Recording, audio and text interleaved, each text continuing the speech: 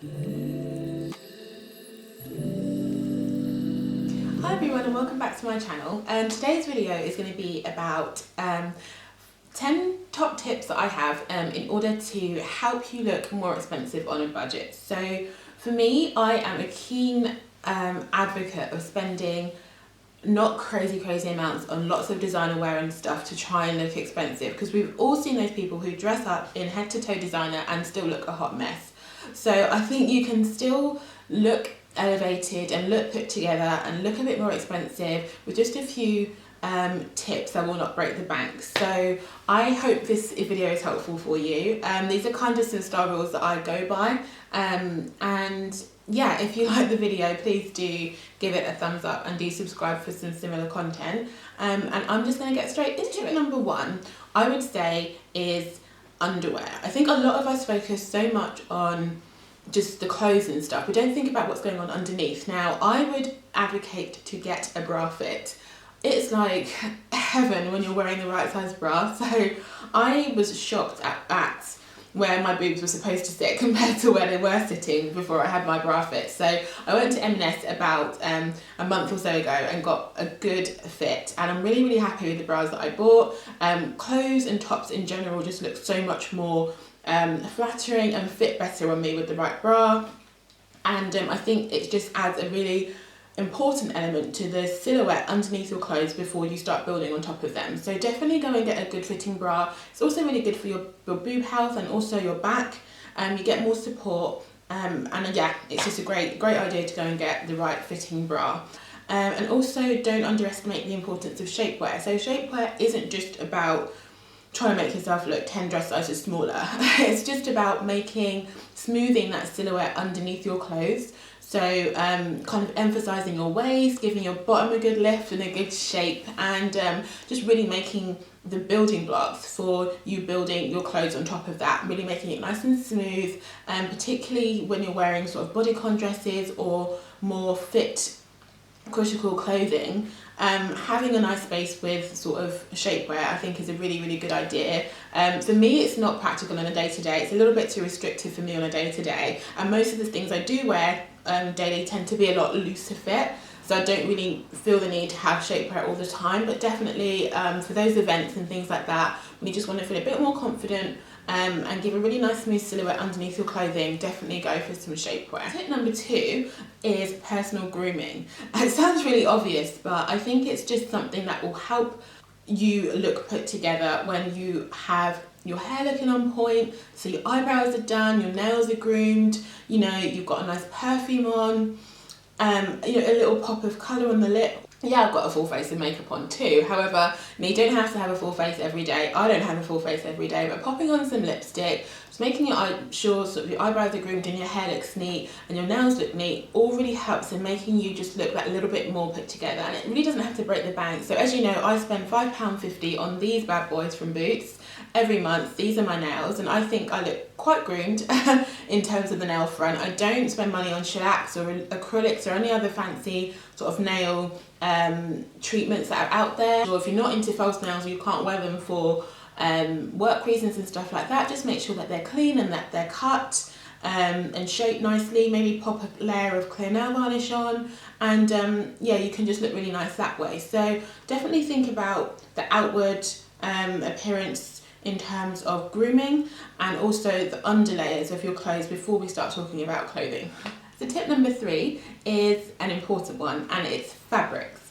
So a lot of people have given polyester a bad rep in the past. I understand that, because back in the day, polyester wasn't the best fabric to wear, but I think nowadays you can find polyester that performs really well, that looks a lot more premium than it is, and that's properties kind of mirror those of higher end fabrics, so moves and feels a lot like silk and can be put together to look really premium. So I've got a couple of examples to show you. Other fabrics which I would recommend are things like cotton. You know, pretty standard, very easy to wash, very easy to look after and maintain. Generally, cotton is a good fabric that you can't really differentiate between whether you spent so much money in it or if you spent less money on it, and it washes well and it's easy to maintain. So definitely go for cotton. Another one of my favourites is lyocell. and Cupro, so they feel really soft to the touch. If you kind of go into a store and you ever feel a really soft kind of brushed fabric, it feels really soft to the touch, just have a look in the label. It most likely will be Lyocell or Cupro, and they feel very kind of higher end, and they look very nice on the way they move, and they're quite soft to touch, but they're not very expensive. So that's another one of my personal favourites. Back to polyester. This, for example, is a blouse that I bought when I was in Canada about 10 years ago. That's a long time I've had this in my wardrobe. And it's from a charity shop, actually. And what I love about it is it's got this little sheen to it. I'm not sure if it comes across so much on camera. It's got a lovely sheen to it. I like the fact that it's got a concealed placket here, so you don't see any buttons.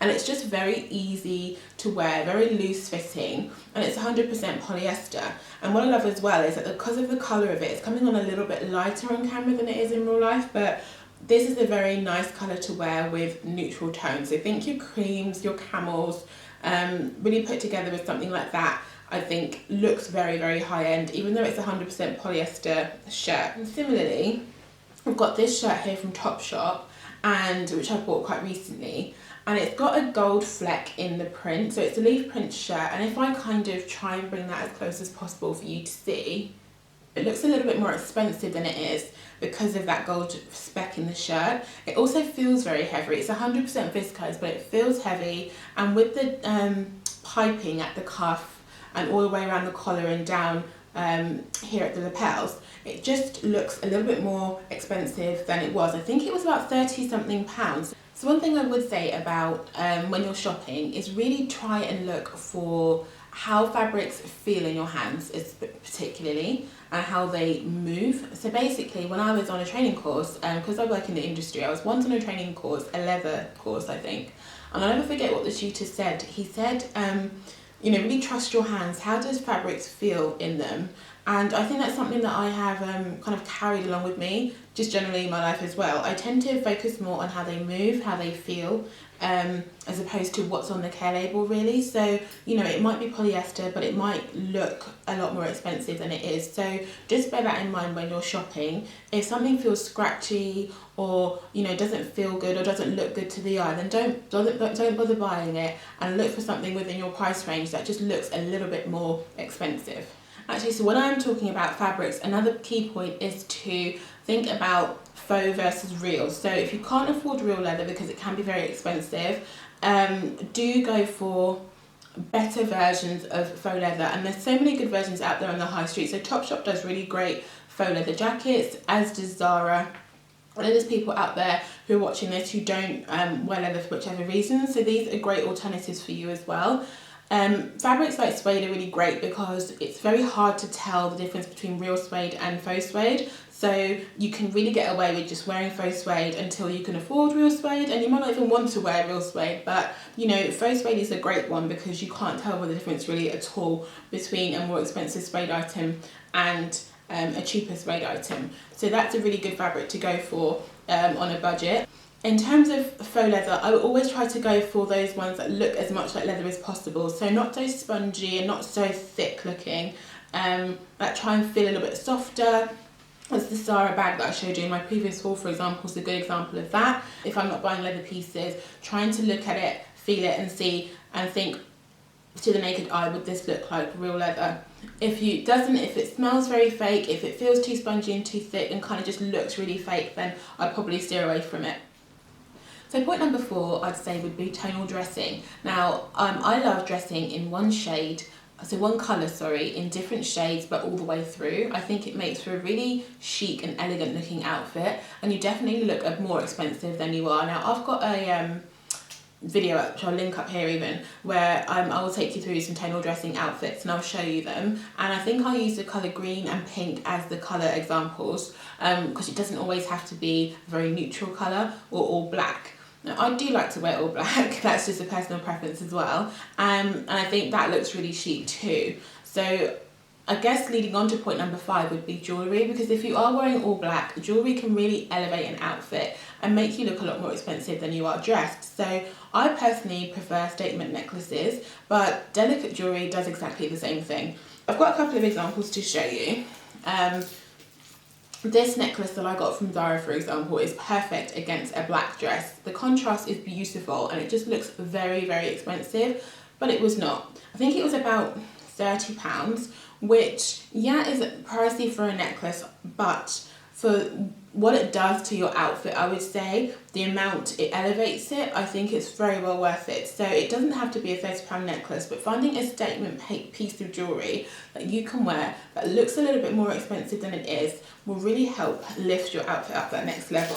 Similarly, delicate jewellery can do the exact same thing. So something like this necklace here, which I've got from Kenneth Cole, against the right garment can actually look really, really nice. So delicate jewellery, and either sort of any preference, silver, gold, rose gold, whatever your preference is, can do the same job as a statement necklace. This necklace is tangled, so this is why I don't wear delicate jewellery. I'll show it to you on, but it's just this little teardrop type necklace as well, you can see here.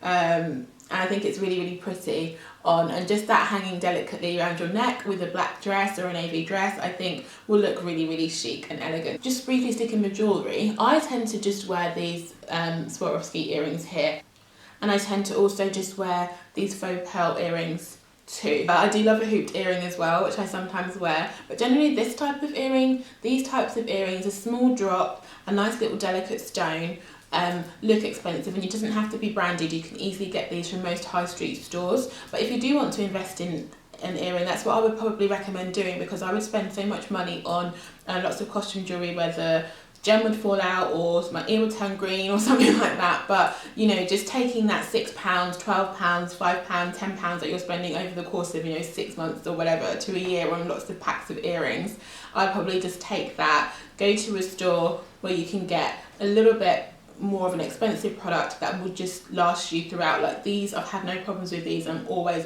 wearing them. So you know, that's probably what I'd recommend. But in the immediate term, if that's not possible, go for slightly less busy jewellery, I'd say, in the earring front, just to keep it a little bit more chic. I think I've forgotten what point I'm on now, so I'm just gonna keep going. I think it's point number 6, but we'll just keep going. I would say watch your prints is the next really important point. So prints can go from looking very chic to very cheap quite quickly, particularly animal print. So I like animal print. I'm not really much of a print wearer in general, but I do like animal print, particularly leopard print. However, there are some leopard prints which can look pretty scary. Normally those with a lot of colour in them, so I would tend to stick to more of a classic leopard print. So this is the skirt I've got in my wardrobe from Zara. I really love the leopard on it because it's very tonal. The brown and the sort of camel colour are very tonal. They're not very contrasty, which I like. There's not any other colours in that really apart from those two and the black. If you're not into leopard print, I got this ditzy kind of Dalmatian print from Topshop. I really like this because the fabric feels, like I said, really, really silky when you touch it. It almost feels like silk, but it's not. It's 100% polyester, but it feels wonderful. And with the ruffle detail and the styling of the top, it actually looks more expensive than it was. I think it was about £34. When you're looking at prints, try to go for those that look a little bit more expensive and don't look too cheap. And watch the fabric base that they're on as well. So for example, if you're buying a pair of leggings or, you know, tighter trousers, you might have experienced when you stretch it, if it goes, like when it goes over your thigh or bottom and it stretches, sometimes the print can crack and you can see white underneath, and that's not what you're wanting to look for. You're wanting to look for prints that are very well saturated and have been printed on the right fabric base with the right technique, so that kind of thing doesn't happen. So just touch the fabrics, stretch them a little bit, see how they react to being on the body, make sure that they are saturated all the way through the fabrics, and try and make sure that they're not too many crazy colours. If it's animal print, definitely watch your prints, because I think prints can be quite tricky in terms of making them look premium compared to quite cheap. Next point is one of my favourites really. It is the power of a blazer. So I think that when you pop a blazer over anything, you just tend to look much more put together. It just makes all your outfits look a lot smarter. So for example, I'm wearing this t-shirt now, and if I show you what it looks like with the blazer on, it just looks a little bit more smart, if you like, a lot more put together. And I think that is the trick that you can go to in 2 seconds. Make sure that the blazer fabric is not too creasy, so the cotton or the poly doesn't crease too much and it hangs nicely and sort of fits you nicely. But you don't have to spend a bomb on it if that is not possible for you. You can still look really smart with a high street blazer. Absolutely, all my blazers are from this high street, whether it's Topshop or Zara, but I think they work for me. You can play around with the lengths. You can have a longer line blazer, you know, double breasted styles, single breasted styles, more crop styles, colours. There's all sorts of things you can do with a blazer, but definitely have fun with it, because I do think that they just make you automatically look a lot smarter and a lot more put together. Another key point is just making sure that a garment fits you properly, so you know that it's not too oversized that it's unflattering for you. At the same point, it's not too tight that it's unflattering, it's showing lumps and bumps that it shouldn't, it just doesn't look nice. Just make sure that, you know, particularly tailored jackets and tailored trousers and jeans fit you perfectly like they should.